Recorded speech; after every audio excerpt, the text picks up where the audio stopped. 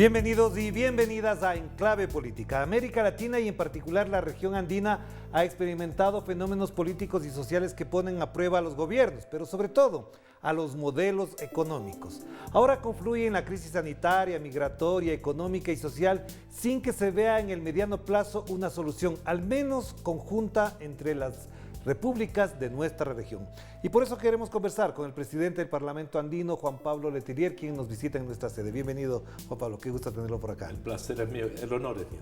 Muchas gracias. ¿Cómo evaluar la situación de América Latina? Sumando a las crisis que hemos mencionado, también la Organización de las Naciones Unidas acaba de emitir un informe hace pocos días de la posible migración masiva producto del cambio climático. Entre 400 y 500 millones de personas en los próximos años se movilizarían, migrarían, saldrían de su hábitat natural porque ya las condiciones no les dan para vivir. Yo creo que este último informe debería ser el eje de nuestra mirada en estos tiempos. La crisis ambiental no da para más. Esta generación o se da cuenta o la especie va a estar en peligro. Y eso no es un dicho, es un hecho. Yo creo que es muy grave. Y estamos viendo junto a los temas ambientales lo que son fenómenos migratorios dramáticos, fenómenos sanitarios realmente con crisis humanitarias profundas y a la vez las debilidades de las democracias que en sus sistemas de representación que surgieron después de la Revolución Francesa y Americana están haciendo aguas, porque lo tenemos que constatar, fenómenos de corrupción, fenómenos de falta de participación y modelos económicos que no son capaces de resolver lo que demanda la ciudadanía a sus representantes. Estamos en una crisis de una tormenta perfecta en esta época en la región. Yo soy de los optimistas, no soy de los pesimistas. Yo creo que ese es el debate que tenemos que hacer ahora saliendo de la crisis sanitaria. ¿Por dónde caminamos? Juan Pablo, a propósito de este tema de la crisis sanitaria, muchos analistas, muchos pensadores, grandes filósofos además decían cuando empezó la pandemia que era la gran oportunidad para revisar, para evaluar y sobre todo alguno que otro decía resignificar cómo queremos vivir en comunidad en este mundo global cada vez más estrecho y más cercano. Pero parece que pasa la pandemia o estamos de a poco saliendo de la pandemia y todo sigue igual. Volvemos a lo mismo. El ser humano está acostumbrado a repetir lo que conoce y le cuesta mucho cambiar de comportamiento. Somos una especie de costumbre y eso creo que deberíamos tomar conciencia. Lo que sí, el modelo de consumo global que existe a nivel planetario, que los chinos están reproduciendo un modelo de consumo eurocentrista y americano, no es sustentable.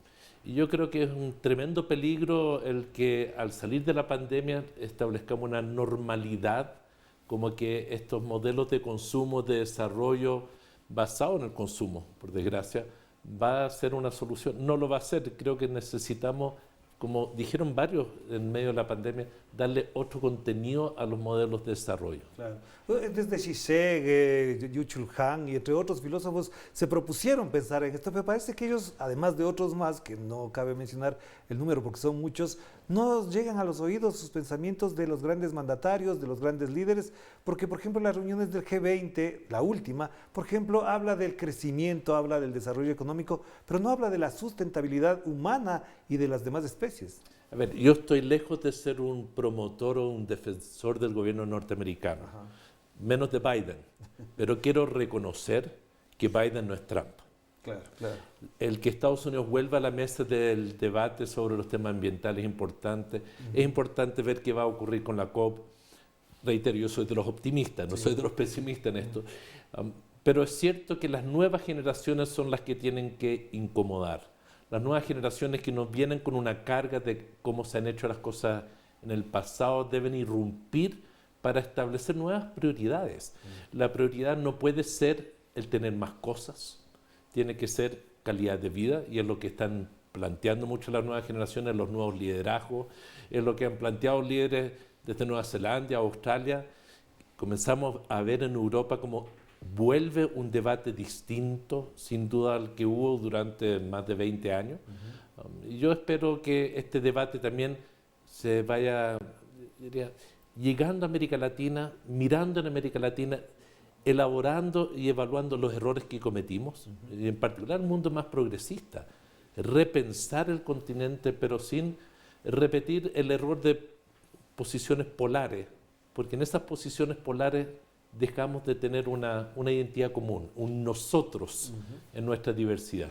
Claro, pero Juan Pablo, a propósito de lo que mencionas de América Latina, hace pocos días se celebró la sexta cumbre de la CELAC, y ahí efectivamente hubo buenos discursos, hubo buenos planteamientos. El presidente Andrés Manuel López Obrador además fue enfático en abordar la integración para diferenciarnos del rol que ha cumplido, por ejemplo, la Organización de Estados Americanos. Pero también vemos que algunos mandatarios están más ocupados en esas peleitas puntuales de que si Venezuela sí, de Venezuela no, y eso parecería que además, en vez de unir, dispersa a la gente. Es decir, hay una agenda efectivamente en América Latina a partir de lo que dice la CELAC y de lo que ha dicho en particular, Andrés Manuel López Obrador, de posibilidades de integración real para resolver estos problemas de los que estamos hablando. Yo creo que aquí hay dos planos distintos. Yo creo que el retorno de México a América Latina lo aplaudo. El primer gobierno del presidente mexicano, López Obrador, estuvo más bien mirando al norte, no estuvo mirando al sur, no nos tomó en cuenta. Disculpen, no quiero ofender con lo que voy a decir, pero pareció ser Brasil. Brasil que no mira el continente, que mira otras latitudes. Bueno, México había abandonado América Latina un tiempo y me parece muy bien el impulso que ha tenido el nuevo gobierno del presidente mexicano. Y me parece que los discursos estuvieron bien, también ciertos énfasis, pero yo creo que el gran problema es de América del Sur.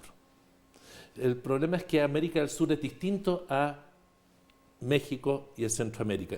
No es por esto que voy a decir que no hay que hacer integración y cooperación política, pero América del Sur tiene una necesidad de tener una identidad en el mundo. Lo que fue UNASUR en su momento tuvo una tremenda importancia porque cobijó la diversidad. Y eso era muy importante. Y cuando nos volcamos y nos transformamos en intolerantes o en buscar opciones ideológicas en el continente solamente para nuestro relacionamiento, nos fue muy mal. Y yo creo que, mire, yo puedo ser muy crítico a cosas de Venezuela, de la misma forma que soy muy crítico a que Estados Unidos trate de invadir, o que los bloqueen. Esa es otra discusión. Lo que pasa en Colombia, por ejemplo, donde se mata gente todos los días. Entonces, pero eso no puede quitar a que en nuestra diversidad actuemos juntos, porque en el mundo nos ven como un territorio, nos ven como recursos naturales, nos ven como la opción para la seguridad alimentaria, no del continente, sino del planeta. Y es lamentable que en América del Sur no seamos capaces de superar nuestra estrechez ideológica y al contrario, establece que dentro de nuestro marco, ya en este nuevo mundo, ya de post-Guerra Fría, post-alineamientos ideológicos internacional, no seamos capaces de construir un no alineamiento activo a partir de nuestros intereses. Por cierto, la democracia es uno de los intereses, por cierto, pero va más allá de eso. Y yo entiendo que más allá de las críticas que yo pueda tener a Venezuela, la solución solo lo van a dar los venezolanos. Que lo están haciendo ahora en México y también. Están dialogando en una tercera mesa. Es fantástico lo que está pasando, pero el continente tiene otros temas que conversar colectivamente. Así es. Pero además un elemento que es muy clave y muy importante, aparte de que somos un territorio de materia prima, de posibilidades económicas, somos un territorio cultural con pueblos ancestrales que han dado mucho que pensar, incluso desde la ciencia, la cultura, el arte en general. ¿Por qué se perdió esa posibilidad de la UNASUR? ¿Crees que es posible además recuperarla? ¿Hay posibilidades de replantearse? Más allá de las divergencias y de las diferencias ideológicas que algunos plantean, porque tú lo has mencionado además, en la inauguración estaba Sebastián Piñera, estaba Álvaro Uribe. Nadie puede decir que sean bolivarianos, chavistas, ni nada por el estilo. ¿Es posible recuperar eso? Es que yo siento que no solamente es posible, es un mandato que tenemos. Yo creo que más allá de nuestra riqueza cultural, nuestros pueblos ancestrales, algo que muchos no piensan, es que nuestras civilizaciones de hace más de 5.000 años surgieron sin contactos con las otras civilizaciones que había en otras partes del planeta hace 5.000 años. Nuestras civilizaciones fueron de una riqueza tremenda y las desvalorizamos, el conocimiento, la ciencia, el tamaño que tenían. Debemos sentirnos muy orgullosos de aquello, pero junto con eso, en el mundo de hoy, necesitamos tener una identidad común y tenemos intereses comunes. ¿Y por dónde empezamos? Mira, lo primero, yo creo que los países andinos tienen mucho que hacer, porque tenemos una realidad física, tenemos una realidad histórica cultural, que es muy profunda, pero también tenemos intereses Y los intereses no son solo un modelo de desarrollo inclusivo que se ponga a tono con lo que es las necesidades de hoy, que no es el consumo, sino la garantía de derechos básicos para todos los ciudadanos. Sino que en el mundo de hoy nadie quiere, ninguno de los países cree realmente que el alineamiento a una potencia u otra los va a salvar. Yo sé que algunos dicen es que Colombia está más alineado históricamente con Estados Unidos, pero entendemos todos, yo creo, bien o mal, independiente de las razones, que el problema de la droga y el narcotráfico es un problema que es de todos nosotros, no es de los colombianos. En la medida que entendemos que los problemas son globales y no nacionales, ni los temas ambientales, ni los temas sanitarios, ni los temas migratorios, vamos a poder actuar de conjunto. Y si a la vez entendemos que los acuerdos se construyen, yo le diría no con consensos absolutos, pero sí dentro de un marco. Retomar lo que fue una UNASUR es fundamental. Yo creo que los países andinos tienen una oportunidad en la diversidad de composiciones políticas de los gobiernos. Vamos a tener diferentes signos de gobierno, pero todos cabemos para actuar juntos. Yo creo que eso es algo que necesitamos asumir. Ni la opción proamericana, ni la opción ALBA, por poner extremos en un momento, han sido la solución. Necesitamos que entender en nuestra diversidad que tenemos una hermandad donde un nosotros distinto. Y eso es lo que a mí más me ocupa. Necesitamos definir quiénes somos los nosotros en el siglo XXI. Claro que sí, Juan Pablo. Vamos a hacer la primera pausa y enseguida volvemos para seguir hablando y en particular sobre el rol que juega en este momento de la historia el Parlamento andino. Por eso seguiremos conversando con Juan Pablo Letelier, presidente de esta entidad de integración regional. Vamos a la pausa.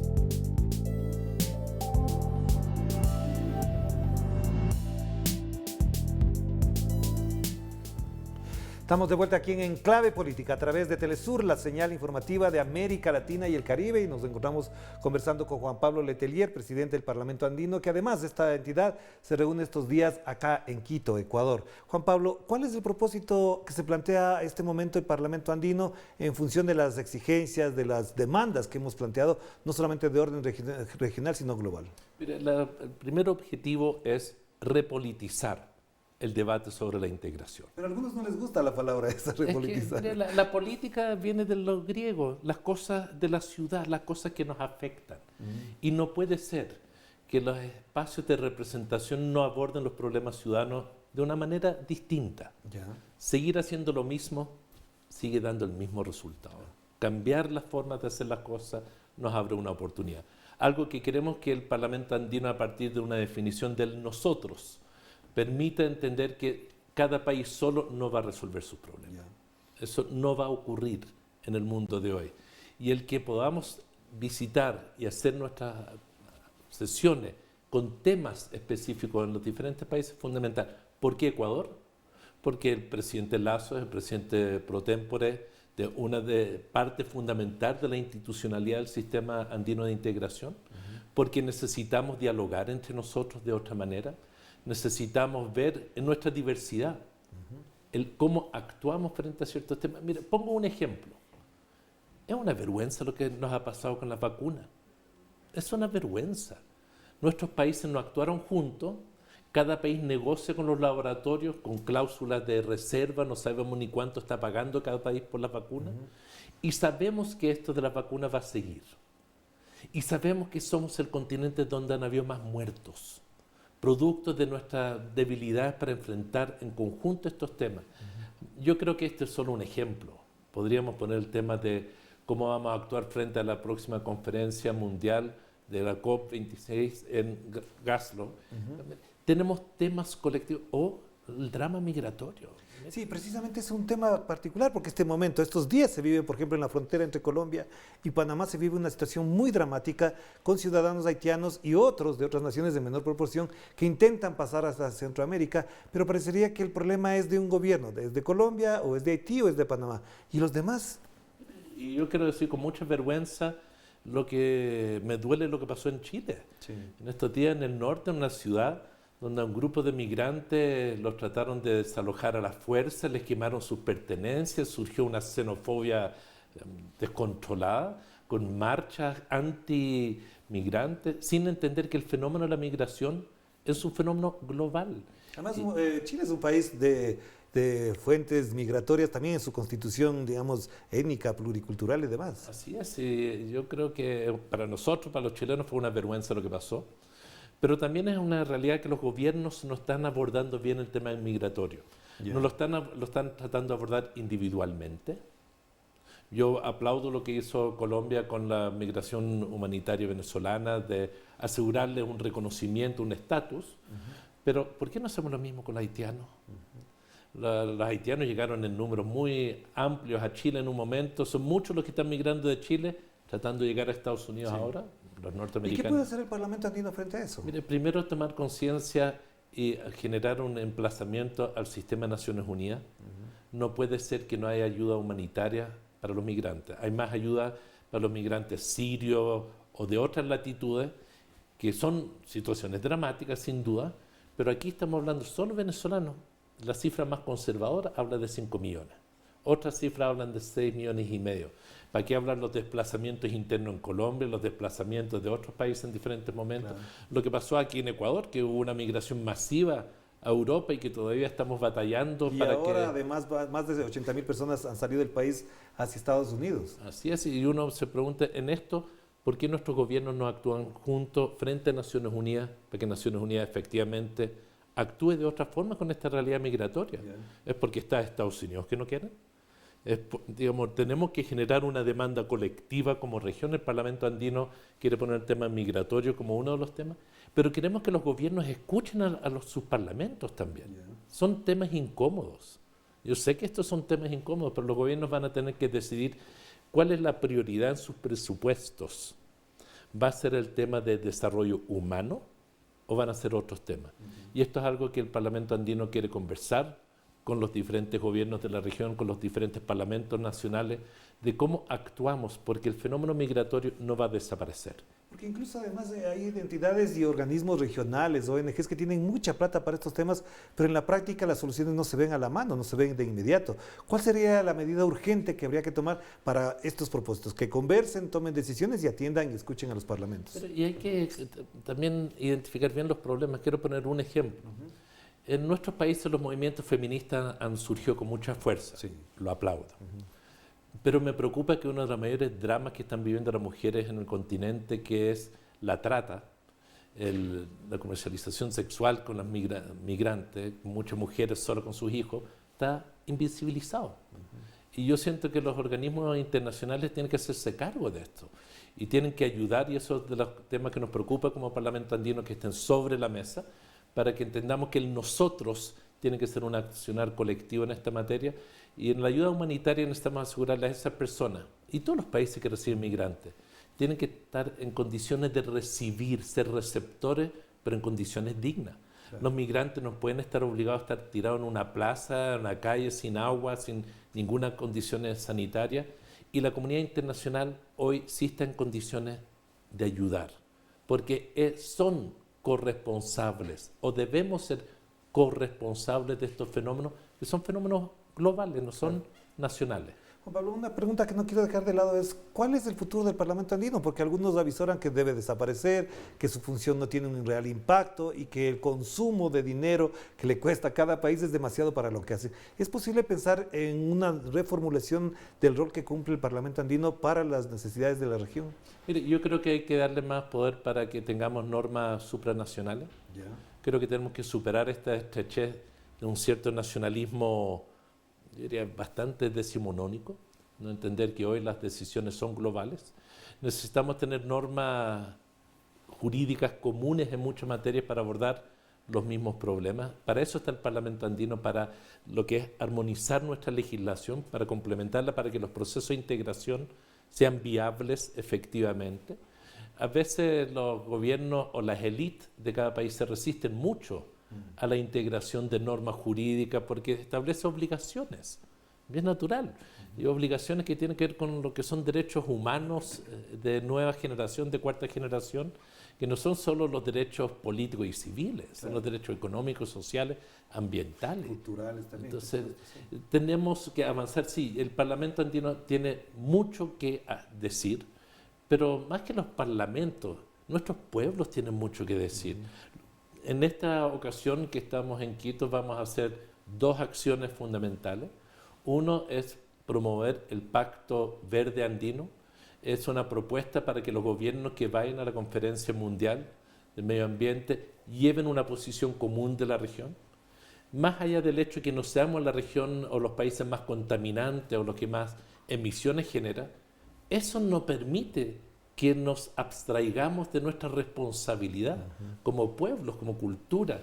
Estamos haciendo un pacto verde andino para efectivamente, en coordinación con los otros parlamentos de la región, llevar una posición única para que nuestros gobiernos se comprometan, aunque incomode, lo quiero decir, aunque incomode a nuestros gobiernos, necesitamos, pongo un ejemplo, el presupuesto que aprobamos cada año, ¿aumenta las emisiones o reduce las emisiones en nuestro país? Claro que sí. Tenemos que asumir nuestra responsabilidad. Y lo segundo, inauguramos una comisión especial de pueblos originarios, pueblos indígenas, naciones, nacionalidades y descendientes afroamericanos, una comisión que va a encabezar una de las parlamentarias andinas del Ecuador. Fue una propuesta de los parlamentarios del Ecuador para que se genere el diálogo entre nuestros pueblos, porque nuestros países le han dado la espalda demasiadas veces a nuestra historia, a nuestra cultura, a nuestros pueblos originarios, porque incomodan. Quiero decir, ¿por qué es difícil? Es porque incomodan frente a sus reivindicaciones. Algunos países han avanzado más, sin duda. Bolivia, Ecuador son de los países que más han avanzado más allá de las dificultades. Otros países, el mío, sin duda tiene tremendas deudas. Y el instalar esta comisión, una comisión especial, tiene que ver con cómo abordamos este diálogo de otra manera a partir de la realidad de los países andinos que tienen mucho que aportar. Juan Pablo, no quiero desaprovechar la presencia suya aquí en el Ecuador y también para hablar de Chile. Efectivamente está viviendo este momento un evento que es político, que es la Convención Constitucional, pero parecería que no suena, no se ha aprobado un artículo, la Constitución sigue siendo la misma. ¿Hasta dónde usted considera que lo que está haciendo la Convención Constitucional efectivamente garantiza en primer lugar toda la demanda ocurrida y promovida desde el 18 de octubre del año 2019 frente a las expectativas que además esta misma convención generó para los ciudadanos chilenos? Yo, como le he dicho varias veces, soy optimista. Sí. El proceso constituyente en Chile es inédito para nuestro país en particular, que nunca tuvo en sus más de 200 años de independencia procesos constituyentes participativos. Siempre fueron pactos de las élites, buenos, malos para su momento histórico, pero pactos sociales, fiscales, legales, que excluían la participación. Esta es la primera vez que esto ocurre en Chile. En otros países eso no se entiende porque han tenido historias de procesos constituyentes diversos. Lo segundo, mire, en Bolivia el proceso constituyente se demoraron casi un año en tener reglamento. En Chile, con toda nuestra dificultad y polarización, se logró avanzar en tema del reglamento en 3 meses, se está normalizando. Yo tengo la certeza que va a salir adelante muy bien. Y creo que los debates, siendo yo optimista de que se va a... Porque en Chile tenemos un doble movimiento. Primero tenemos una constitución que es única en América Latina porque la constitución que impuso Pinochet incorporó a la constitución el modelo económico en todas sus dimensiones. Desde la administración de los recursos naturales entregados en concesiones, que de hecho era una privatización, a la limitación a lo que un gobierno electo por un pueblo pueda o no pueda hacer en materia de crear empresas públicas. Es un extremo. Primero tenemos que desmontar estas restricciones para la soberanía popular. Ese es un movimiento. Y el otro es decidir si es que la Constitución va a ser de las amplias o de las muy detalladas. Yo soy partidario de las más amplias para que el pueblo en cada momento histórico defina cuál es el proyecto nacional que quiera desarrollar. y donde la soberanía sea lo que más se subraye en la Constitución, para que el pueblo sea quien efectivamente no pierda esa soberanía en tomar decisiones de los gobiernos que va eligiendo. Pero yo creo que el próximo año vamos a estar discutiendo una propuesta constitucional de una economía absolutamente distinta y más importante, un Estado social y democrático de derecho, donde se establezca el reconocimiento de los derechos de la naturaleza, es decir, vamos a incorporar los aprendizajes de otros pueblos, como el ecuatoriano en este tema, que ha sido sin duda un ejemplo extraordinario.